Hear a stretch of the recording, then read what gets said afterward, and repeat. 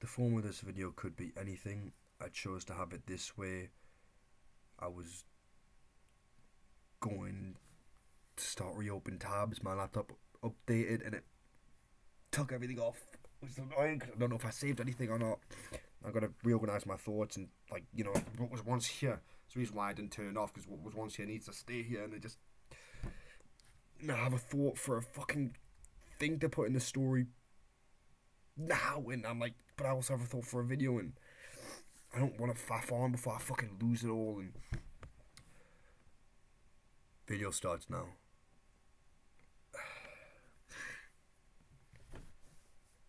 I'd call this video in defense of Chesterton's orthodoxy, but there is no defense because it defends itself, and it doesn't need defending. To me, it is one of the most profound political books that is not political.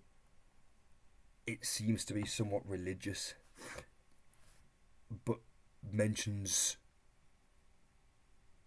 droplets of religion, but is its foundation.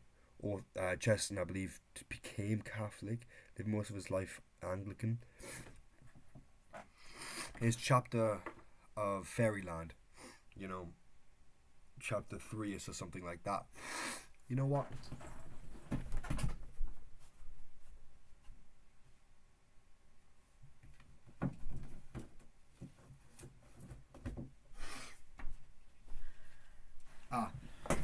Remember it? No. Ethics of Elfland. Is it? Yeah. His Ethics of Elfland says one thing to me, and that is, I don't know. And mystery is okay, because we seem to live in a world that says that I know, but even in its knowing, refuses to accept and understand its faults. It knows the world it's in without knowing its faults. That to me shows a world that is blind to itself, whether that be its greed, whether that be its desires, whatever that may be. It's aware of one thing but disregards its flaws. And in orthodoxy, the I don't know, the mystery of Chesterton is to claim that I don't know. And by not knowing, I can comfortably say that I don't live in a world, or I don't choose to live in a world that proclaims that they know, but only through knowing do they wish to have one thing known, being their ideals without flaws, their ideals without confrontation, their ideals without competition, and their ideals are industry. How much money can I make? How comfortable can I be? How much sex can I have? How much indulgence can I have? How much can I gain? Not how much can I change, and how much can I grow, and how much can I be different? How much can I be better? How much can I be in a world of mystery and uncertainty that isn't just capital? That doesn't just proclaim that this system is the only thing we'll ever know. Somehow we live in a world that says, I know that there has been lives lived beautifully without the capital system, without the democratic system. But this is all we're going to have now, and this is all we're going to proclaim now, and if you choose anything outside of it, you're a lunatic. I'm not a communist. I'm not Marxist. I'm not even a monarchist. I just simply say I don't know. And there's solutions to that. And that's another point. It's another thing down the road. This is a start. What I claim is this. I don't know if unicorns exist, and I'll never know if elves exist. I'm a Christian, an Orthodox one at that. And they all seem to have their Byzantine kooky view of the world too. But they accept mystery. And I think even in there, they themselves will not accept my mystery. Folklore, possibility, endless wonder and whimsy for the world that seems to be outside of me. God created giants, I don't know why. Some people say it was billions of years, some people say it was 7 days. I don't know. But what I can say is I don't know. And that leaves room. It leaves room so that the men who've declared there is but one box, the what and how of now, which only seems to serve them and to gain them. Only they gain comfortability. Only the king rules, and they serve to rule, not to serve me. We don't live in a system that serves me. There never has been. I believe. I don't think I've ever seen biker change for the better in my time. I pray for it, I hope for it. I even want to try to do it. I want to try to get better every single day so I can teach people. So maybe I can actually be there, in which I can go to biker and maybe be, when the new Right North building opens up, I maybe apply, maybe say, if you're going to do something with these kids, I am here, free of charge, I'll do this. Maybe that's an email I need to make right now.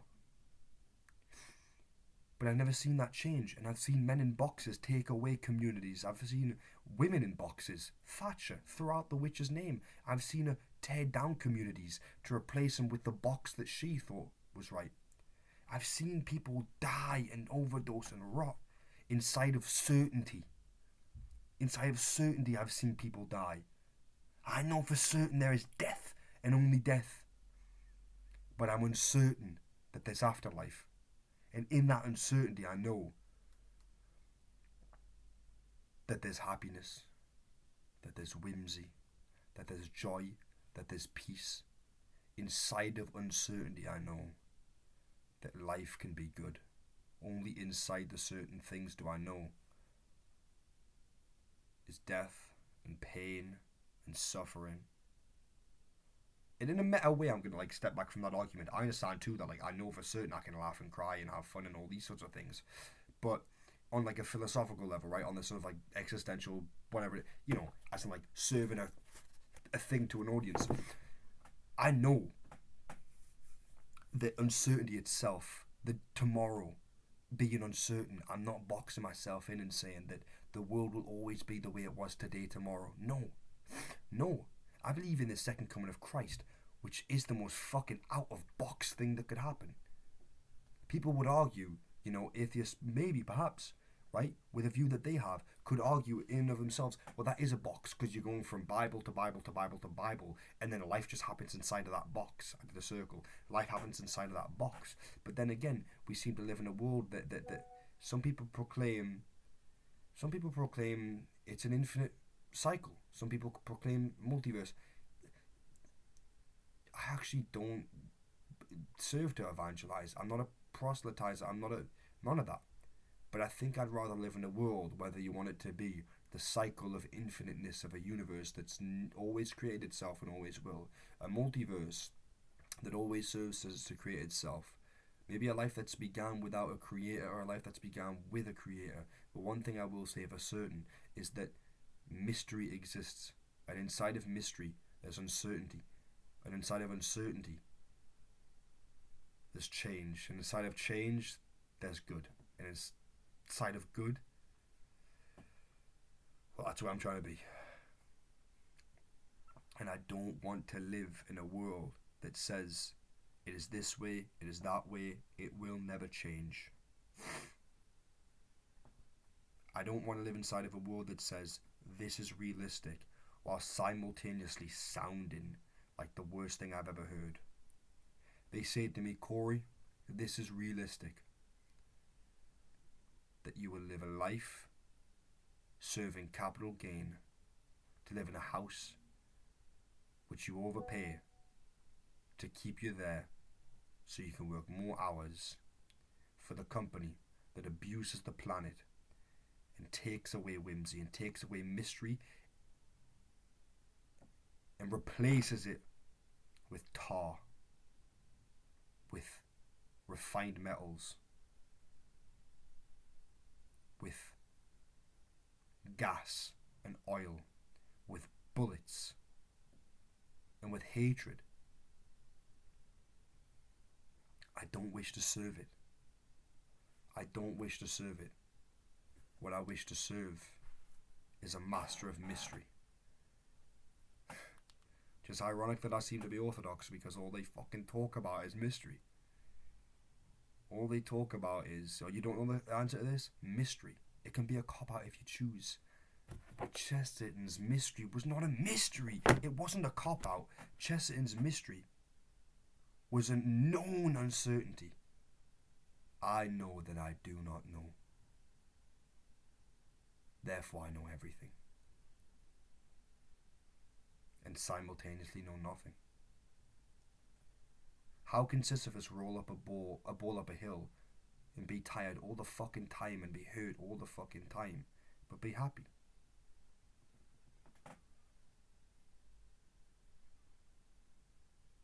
In the same way I say this, and people will have answers for Sisyphus, and I believe I have my answer for this, but I don't think I need to sit there and proselytize. But I will say that I believe in this wholeheartedly. We live in a world of mystery. We live in a world of mystery, and we live in a world of whimsy. We live in a world of joy and of peace and of happiness, and we also live in a world of pain. We live in a world of pain, and that we know. That we know for certain. Religious or not, the one thing we can be certain in is that we live in a fallen world. But inside of our minds, we create this idea of what if.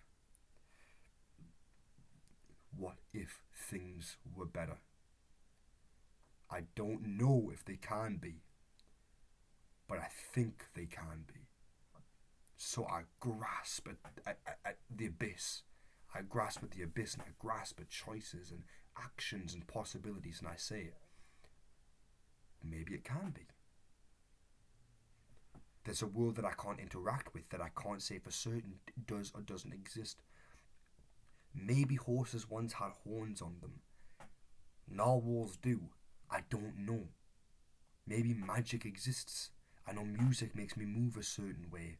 Good medicines make me feel better and moved. You know? Some people have the ability to speak words that convince me of certain things. You know? Life has all these uncertain things, and there's an uncertainty that I can control. What if I woke up tomorrow and this world was a better place? This world was a better place because there was somebody in the world who became a better person. Somebody in this world became nicer, kinder, more giving, more loving. And by virtue of that, there was a mystery that the world would always be shit. And out of that mystery came, boom, a little better. And somebody else thought, today I'll be a better person. Boom, a little better. And so on and so on and so on. Until we all agreed unanimously,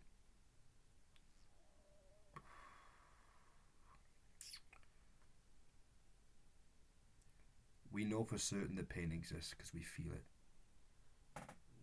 Happiness comes and goes, and it seems to be scary, and it seems to be fleeting. And sometimes I'm unsure if I was ever allowed to be happy. If it was ever the right thing, or if it was just a defect. But I can say for certain now that I don't know. And I can say for certain now that most things are uncertain. Most things are uncertain, and the way things are certainly aren't certain.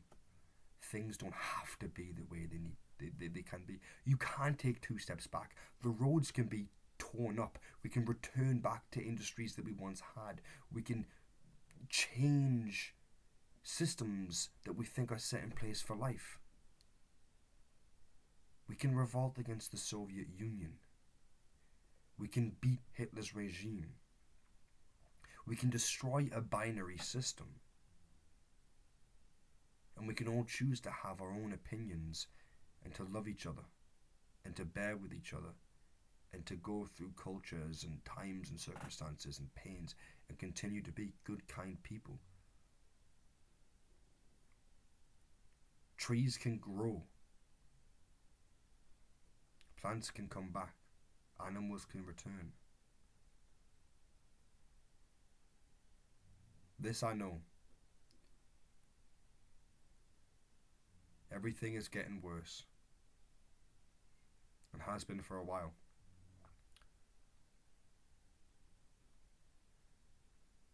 But I don't know if it's getting better.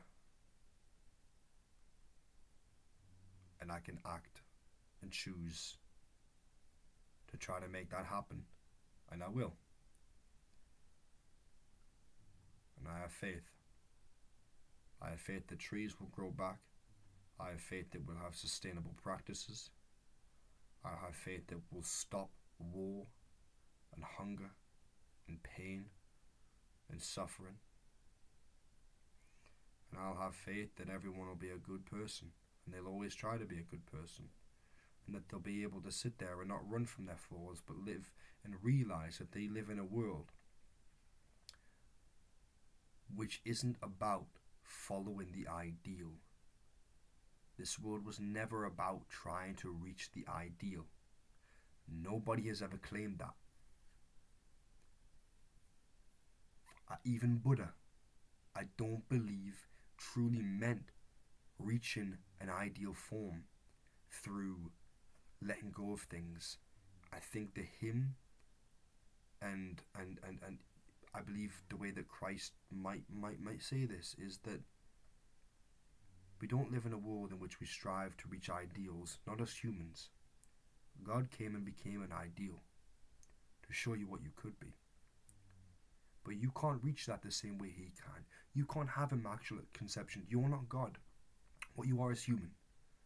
And through human, the only way you can get better is by living a life in which you accept your flaws. Don't say, I want to be this man. I want to be this person. You say, why am I doing this? What does this serve to do in my life?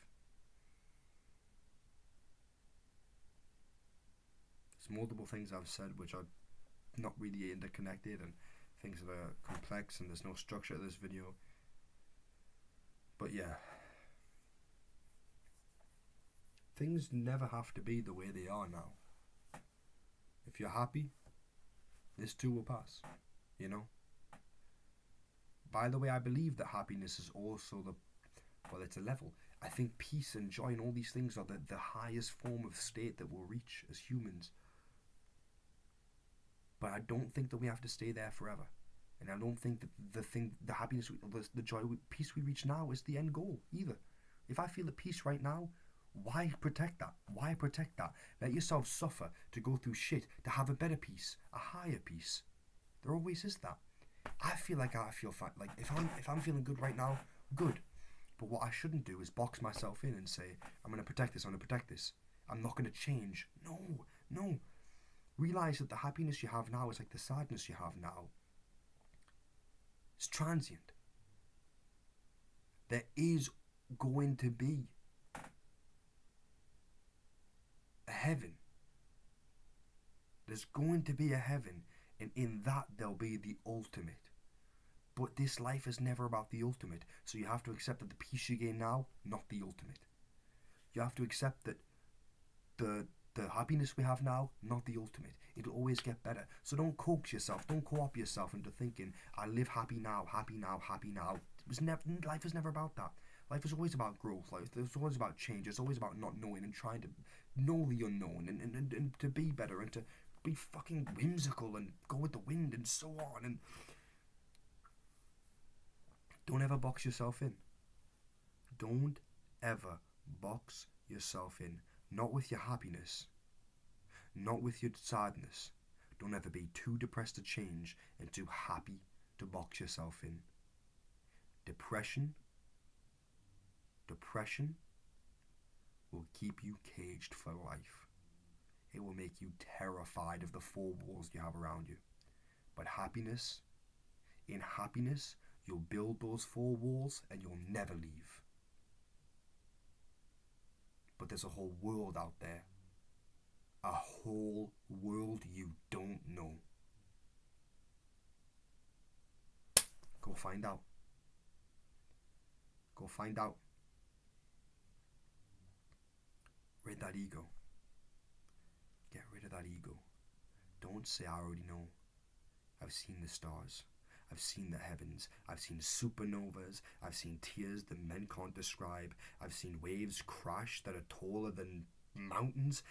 You've seen nothing. You've seen nothing. You've done nothing. You've seen a screen. You've only ever saw a screen. Go see the world. Get out of the box.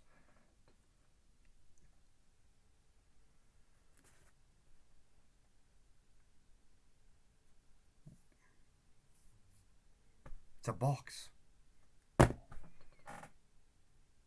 Get out of it. Get out of the box.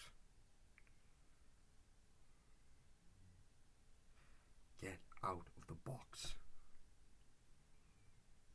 And open the door to the light so blind that you don't know its source.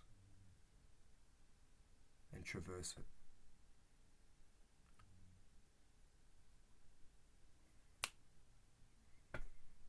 See where you'll get.